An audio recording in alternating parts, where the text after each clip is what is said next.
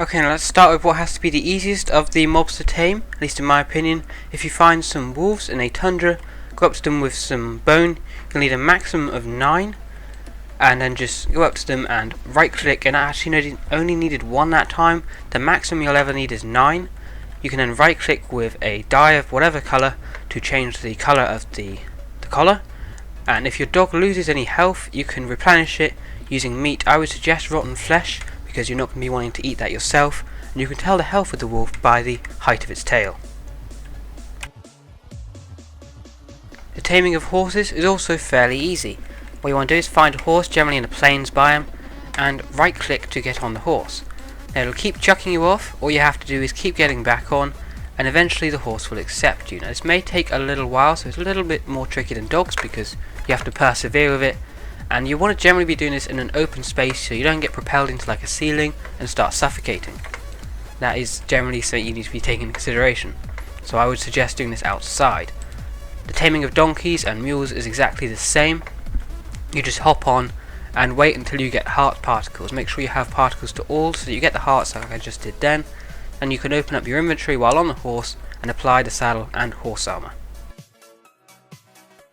Now here's where things get a little bit more tricky. The Ocelot is generally considered to be one of the harder ones to tame because the jungle itself is quite dense with like leaves and trees, so it's hard to find an opening in which to tame these. But if you do manage to find an opening, all you want to do is hold out a maximum of 9 fish, that's all you'll need, and then just lay the fish down onto the cat by right clicking, or in that case the Ocelot, and then it will become your cat. And it's generally quite easy once you can get them to come to you, but the process of getting them to come to you without them getting startled is generally quite difficult. I suggest going into sneak and just staying still and holding out the fish. Lastly, we've got the taming of rabbits. Now the ability to tame rabbits was removed in snapshot 14W34D.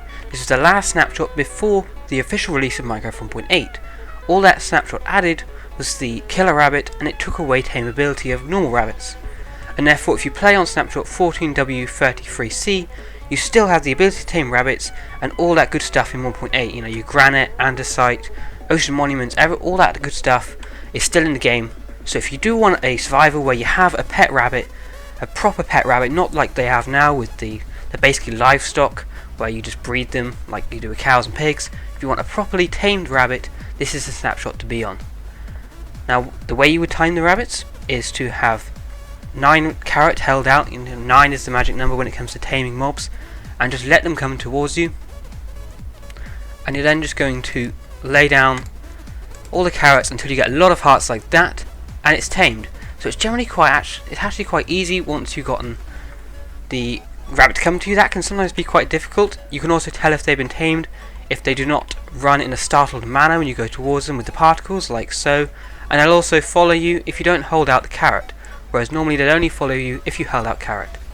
Hope this video has been helpful or in any way informative, and if it has, then please take 1 second, hit the like button below, and thank you for watching.